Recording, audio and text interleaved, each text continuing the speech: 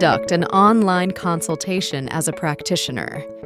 From the homepage, click the menu icon on the upper right corner of the screen beside the profile icon.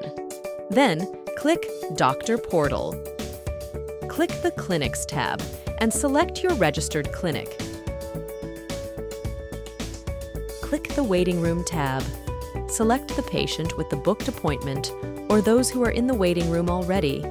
Once redirected to the Encounters tab, click the Accept Patient to start the video consultation or encounter.